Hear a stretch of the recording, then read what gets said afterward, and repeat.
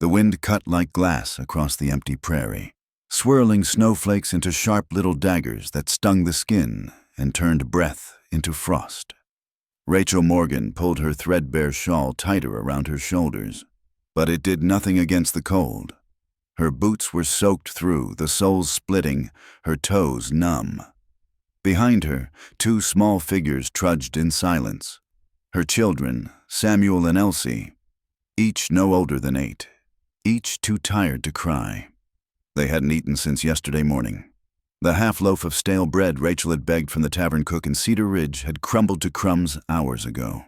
She'd saved it for the children, swallowing her pride with every bite they took. Pride didn't fill bellies. Now they were walking door to door on the edge of town, their breath visible in the frigid air, their stomachs hollow. Each knock Rachel gave was lighter than the last, not from fear, but from despair. The last house she approached was more of a cabin, set off the main path just beyond the pine line. Smoke curled from its chimney, a promise of warmth she didn't dare believe in. She hesitated. The townspeople had warned her to stay away from that place. "It belongs to one of them," they'd whispered. "An Indian, alone, dangerous," but the children were shivering and the sun was sinking fast. She stepped up to the door and raised her hand to knock, then paused. Her breath caught in her throat. The door creaked open before she could touch it. Standing in the frame was a tall man with raven-black hair and eyes the color of coal. His expression was unreadable, his face weathered but still young, his frame thick beneath layers of furs and leather. He said nothing at first, just looked at her, then to the children behind her. Samuel coughed, sharp and brittle. Elsie clutched her mother's skirt, her lips blue. Rachel opened her mouth to speak, but shame choked her voice. She couldn't ask again, not one more time. Still, the man didn't close the door. Finally, he stepped aside and said 2 words, low and deep, like the rumble of distant thunder. "Come in." Rachel blinked. We don't want trouble, just warmth for the children. We'll be gone by morning." He met her eyes, and though he didn't smile, there was no threat there, only something quieter, older. "You leave when storm leaves," he said. Rachel looked past him. Inside. A fire crackled. A pot steamed. The floor was clean. Her legs gave out from relief, and she nearly fell into the warmth. She had knocked on a stranger's door in the dead of winter, and it had opened. The warmth hit Rachel like a wave. So sudden, so complete, that it brought tears to her eyes. Her knees buckled again, but this time a firm hand caught her by the elbow and steadied her. She looked up into the eyes of the man who had let them in. He said nothing, only guided her gently to the bench near the hearth. The children collapsed beside her, their small frames trembling from cold and exhaustion. Elsie clung to her mother's arm, while Samuel leaned against her side, his breath shallow, his cheeks pale. The cabin was simple but solid. Thick logs sealed tightly against the cold. Animal pelts covered the walls and floor. Iron pots hung from a rack near the fireplace, where a stew simmered slowly, its scent filling the space with something almost forgotten: hope. The man knelt beside the hearth and stirred the pot without speaking. His movements were practiced, deliberate. He ladled the broth into 3 wooden bowls and placed them quietly on the floor before them. Rachel hesitated. Her hands were trembling too much to lift the bowl. The man noticed and gently pushed it closer. "Eat," he said. Samuel reached for his bowl first. Elsie followed. Rachel watched them slurp the warm stew like starving animals. Only then did she lift hers, tears slipping down her cheeks as she drank. The man said nothing. He returned to his seat by the window, sharpening a blade in silence. His eyes flicked occasionally toward the children, but never lingered. When the bowls were empty, Rachel finally found her voice. "Thank you," she whispered. "We've been turned away from every doorstep for miles. They said you were—" She stopped herself. He looked at her. "Dangerous?" Her face burned. "Yes." He nodded slowly, as if confirming a fact too old to be worth defending. They fear what they do not understand. Rachel shifted, unsure how to respond. We don't want to stay long, just until the storm passes. He paused his sharpening. Storm won't pass tonight, maybe not tomorrow. Rachel nodded, folding her arms tightly around herself. Then we'll be gone the day after. The man's gaze settled on her. You have no horse, no food, no shelter. You leave too soon. You die. His words weren't cruel, just true. Rachel looked down at her children. Samuel was already asleep, curled beside the fire. Elsie rested her head in her lap. And in that moment, Rachel realized the truth. They weren't guests.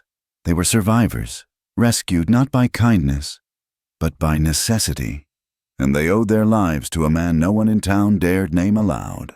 The next morning came slowly, a pale gray light leaking through the frost-laced window panes. The fire had burned low, casting long, flickering shadows along the log walls. Rachel stirred first, her back stiff from sleeping upright, her arm numb beneath Elsie's head. She looked around the room. Samuel was still asleep, curled under a thick fur the man had wordlessly draped over them sometime during the night. Outside, the snow was falling heavier than before, thick, silent, and merciless. The man was already awake. He stood by the window, bow in hand, watching the forest beyond the tree line. He looked carved from the same earth he stood on, solid, quiet, patient. Rachel shifted gently, laying Elsie down beside her brother. Then she stood, her legs sore, her stomach still hollow. She approached slowly. I never asked your name, she said softly. The man didn't turn. His breath misted against the cold glass. They call me Winter, he said. Rachel blinked. That's your name? He nodded once. Given by my mother, taken by others. She studied him. His long hair was tied back, his posture alert but relaxed. There was no cruelty in him, but neither was there comfort. He carried silence like a shield. You live here alone? She asked. Yes. Why? His jaw tightened. Because peace only lives far from people. Rachel looked out the window beside him. The forest was quiet, blanketed in white. I used to think peace lived in people, she murmured. In husbands, in churches, in towns. Winter finally turned to her, his eyes dark and steady. And now? She shrugged. Now I think peace is a fire. You have to build it yourself, and protect it, or it dies. They stood like that for a moment, two people worn by life, shaped by pain, and dragged by winter to the same frozen place.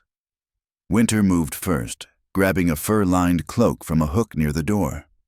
I hunt, he said. You stay. Keep fire strong. Rachel hesitated. Do you trust me to watch your home? He paused at the threshold. You carried 2 children through a snowstorm. I trust that. Then he vanished into the white, the door closing behind him without a sound. Rachel stood still, the weight of his words warming something inside her that hadn't stirred in a long, long time. He didn't say it with kindness. He said it with belief. And that, to Rachel, was the rarest gift of all. The storm deepened. Snow piled against the windows, sealing the world in silence. Rachel fed the fire steadily, keeping the warmth alive with trembling hands and logs Winter had split long before her arrival. The children remained asleep most of the day, their small bodies curled together beneath furs, finally safe enough to rest. She moved through the cabin like a ghost, her thoughts louder than her footsteps. She hadn't been this warm in weeks, and not just from the fire. There was a strange steadiness in the walls, in the silence, even in the man who had taken them in without asking questions or offering reassurances. When the door opened just past midday, the wind howled in behind Winter. Snow clung to his shoulders and hair, and a rabbit hung from his belt. He shut the door quietly, shook off the cold, and stepped to the hearth without a word. Rachel rose from the bench. Let me cook it, she said. Winter didn't argue. He knelt and skinned the animal swiftly, his hands steady, movements efficient. When he handed the meat to her, their fingers touched. Briefly, accidentally, but it lingered in the air like a spark waiting to catch. She boiled the meat in a pot with what little seasoning was left in his stores. He watched her work, but said nothing. When she sat down beside the fire again, he remained across from her, legs folded, back against the log wall. "You said you live alone," she began. "But someone taught you all this. Someone raised you." Winter nodded slowly. "My mother. She taught me the land. My father taught me silence." Rachel smiled faintly. "Mine taught me to sew, to smile, to keep my voice soft enough not to offend." Winter's head tilted. "Did it work?" Her smile vanished. "He died drunk in a snowbank when I was 17. So, no." The pot began to boil. The smell of cooked meat filled the room, and for a moment they both closed their eyes and simply breathed. Winter opened his first. "Most people who knock on my door do not want help," he said. "They want to take." Rachel stirred the stew. "I don't want anything from you." He looked at her through the rising steam. "That's why I gave it." She handed him a bowl. He took it gently, his calloused hands brushing hers once more. And as they ate in silence, the fire crackled between them, not just the one on the hearth, but the one beginning to smolder somewhere far more dangerous.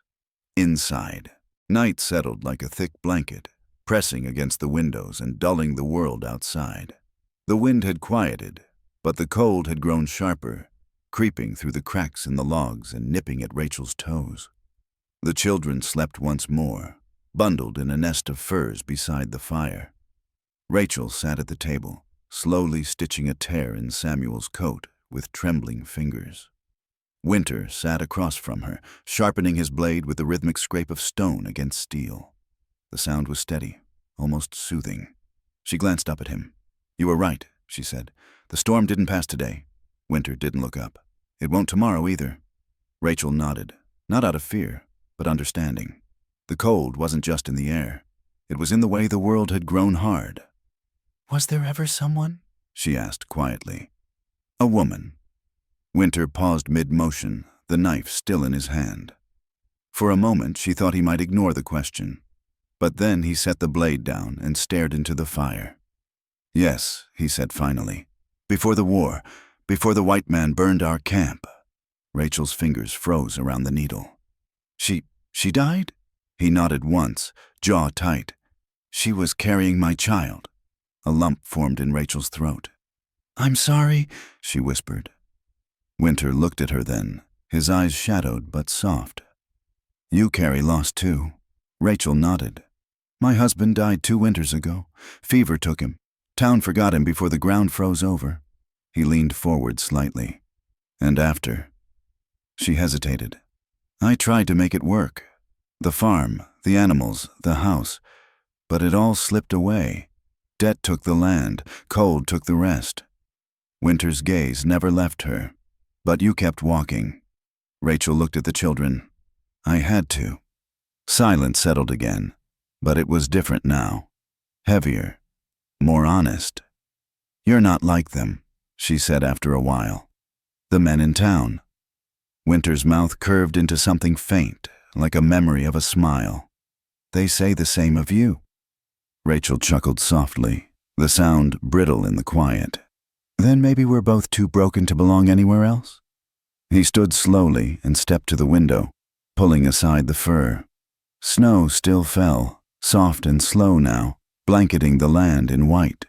"You belong here," he said without turning. "You and the children."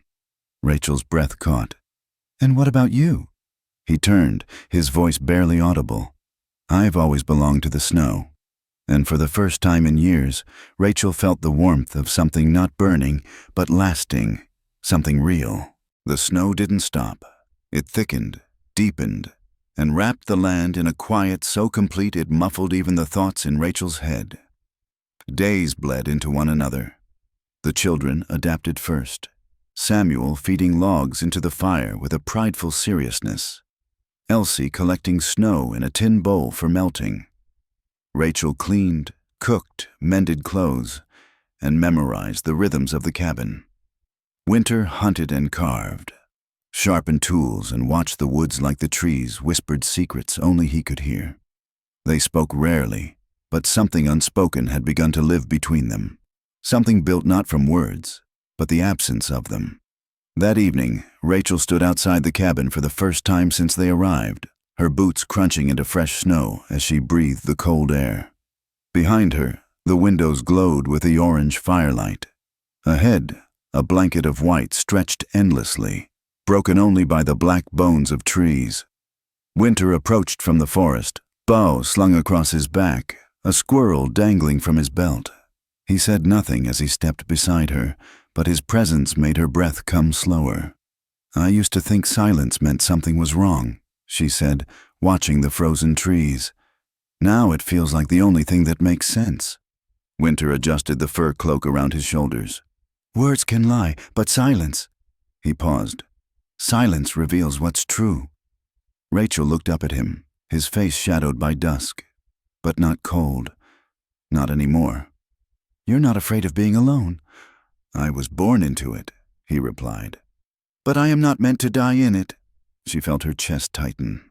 "And us? The children and I? Do we belong in your silence?" Winter met her gaze. "You've already changed it." Inside, Elsie's giggle rang out, and Rachel turned toward the sound, smiling despite herself. "They're stronger than I ever imagined," she whispered.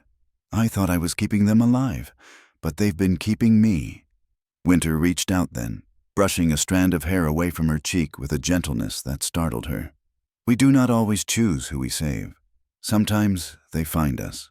Rachel's breath caught at the warmth in his touch. Not hungry, not possessive, just steady. "Will they be safe here?" she asked, her voice fragile. "With me," he said firmly. "Always." The snow swirled gently around them, no longer biting, no longer cruel. And as they stood in that hush, close enough to feel each other's warmth, Rachel realized she wasn't surviving anymore. She was beginning to live. By the 5th day, the storm had turned the world into glass. Icicles hung from the eaves like spears, and the trees groaned beneath the weight of their own frozen breath. Inside, the fire was constant, its soft crackle the only thing that dared speak out loud. Rachel moved easily now within the cabin, no longer unsure of her place. She swept ashes, folded blankets, reheated stew with instinct instead of hesitation. Dakota, Winter as he was called, no longer lingered in the background. He had become part of the rhythm, part of the home. Samuel followed him everywhere, mimicking how he tied knots, watching him string a bow with awe in his young eyes. Elsie stayed close to Rachel, but always watched Winter from behind the hem of her mother's dress, her curiosity blooming like frost flowers on a window pane. That night, after the children were asleep, Rachel sat on the bench near the hearth, her bandaged hand cradling a warm cup of broth. Winter sat across from her, carving a piece of wood with slow, deliberate strokes. "You're making something again," she said softly. He nodded but didn't look up. "For your daughter." Rachel smiled faintly. "You've made one for Samuel too, haven't you?" A pause, then, "Yes." She leaned forward, setting the cup down. "You do these things without asking. Why?" His eyes lifted to hers, dark and honest. "Because when you care for something, you give it warmth, food, shelter, and hands that do not strike." Rachel's throat tightened. Her fingers curled in her lap. "That's not something I've heard in a long time, not without something expected in return." "I expect nothing," he said quietly. She stared into the fire. "I don't know how to live like that." "Then learn here," he said, "where no one asks, where you do not have to trade pieces of yourself just to be allowed to breathe." Silence again, but it was full, comforting, not hollow. Then Winter stood. He crossed the space between them and sat beside her, the bench creaking under his weight. "I was never meant to keep warm alone," he said. Rachel turned to face him, her breath catching as his hand brushed hers, calloused skin rough but reverent. "I've lost too much," she whispered. "So have I," he replied. "But fire lives in what's left." Their hands intertwined, and for the first time since the storm began, Rachel didn't feel like she was surviving inside someone else's home. She felt like she belonged, and the fire they had built, between logs and silence, between pain and healing, no longer needed tending. It simply burned. The seventh day brought more than snow. It brought hoofprints. Rachel spotted them first, out near the edge of the tree line. Shallow but unmistakable. 5 riders, maybe 6. Winter knelt beside her, brushing snow from the tracks with his gloved hand. His jaw tightened. His eyes turned to ice. "From town?" Rachel asked, breath visible in the frozen air. He nodded once. "They've been watching, waiting." Rachel's chest tightened.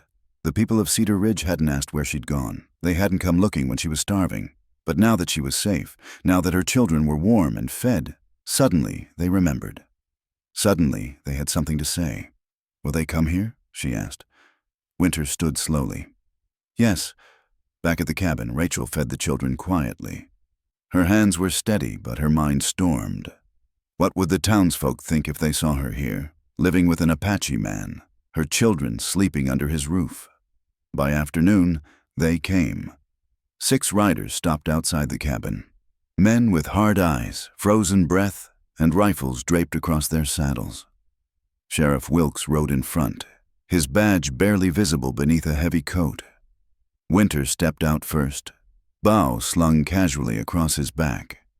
He didn't speak. He didn't have to. His presence alone was a wall. Rachel followed, standing beside him, her shawl wrapped tight. Wilkes tipped his hat. "Didn't expect to find you here, Miss Morgan. Town's been talking." Rachel said nothing. "We heard you disappeared," the sheriff continued.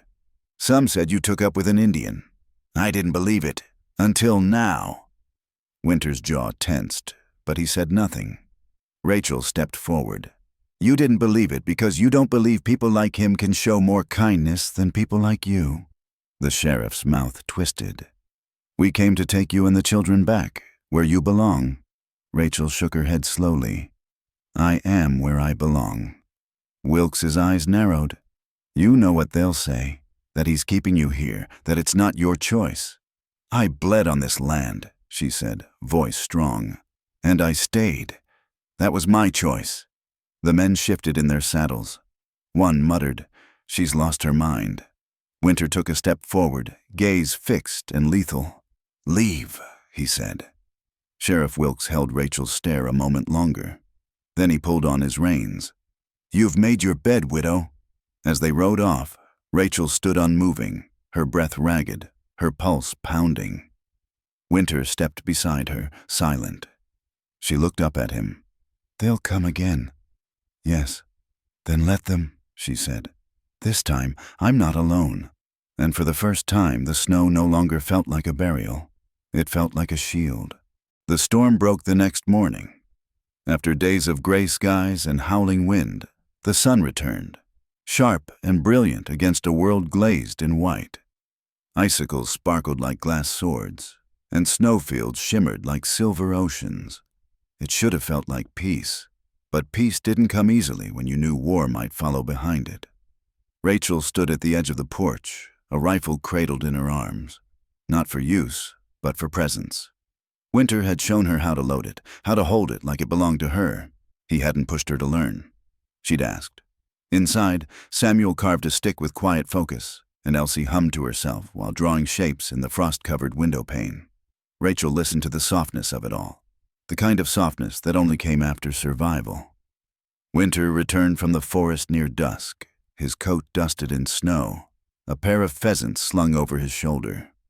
He didn't speak when he entered, only nodded as Rachel took the birds and began to pluck them near the fire. Later, as the meal crackled in the pan and the children giggled at some shared joke, Winter watched the flames dance.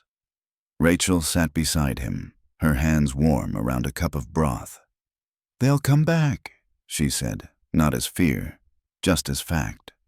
"Yes, I'm not afraid anymore," she added, then paused. "I think that's the scariest part, realizing you've got nothing left to lose and then finding something again." Winter looked at her. "You found something?" She nodded. "This. The children, the cabin, the quiet. Him." He set his cup down, his eyes fixed on hers. I have walked through many winters, Rachel, alone. I thought that was my way. That cold was safer than fire, but I was wrong. Rachel leaned in, her voice a whisper. And what is this then? What do we call it? He reached out, brushing a curl from her forehead. It is not name I care for, he said. It's what stays, after the snow. Tears welled in her eyes, but they didn't fall. You saved us. No, he said. You saved me. That night, with the children asleep and the fire low, they didn't speak. They didn't need to. She lay with her head on his chest, his heart beat steady beneath her ear, and outside, the snow no longer raged. It simply settled, like a new beginning, like something that might, just might, stay. Spring came slowly that year, the way it always does after a hard winter. Tentative, cautious, as if unsure it's truly allowed to return. Patches of earth began to show beneath the snow. Streams trickled again. The wind, though still sharp, no longer cut to the bone. Rachel stood in the doorway of the cabin, her arms crossed, watching Samuel chase Elsie through the muddy yard. Their laughter rose like smoke, light and unburdened. It was the sound of healing.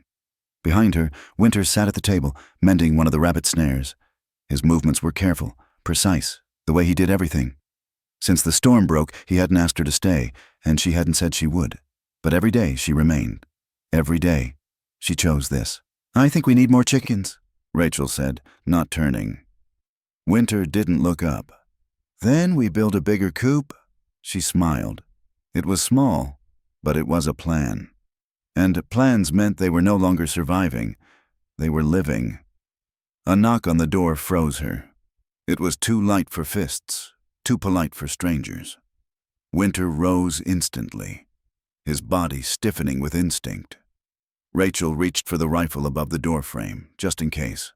When he opened it, he didn't find rifles.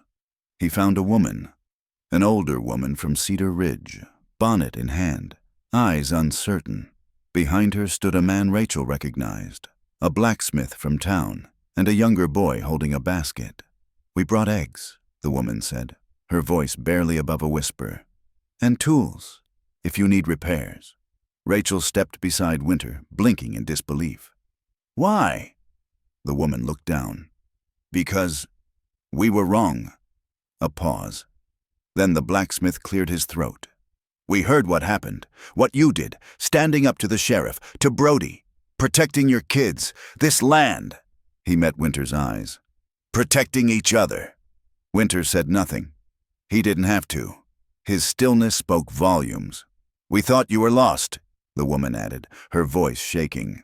Turns out, maybe you just found a better way. Rachel glanced at Winter. He gave the smallest nod. She stepped aside, opening the door wider. Then come in, she said. There's stew on the fire. That evening, the cabin was full of voices, laughter, dishes clinking, stories told by people learning how to listen again. As night fell, Rachel stood outside once more, the stars blooming above her like spring flowers.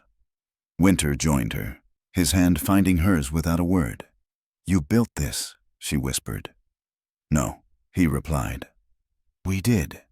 And finally, Rachel believed it. They weren't just surviving winter anymore. They had built a home worth defending, together.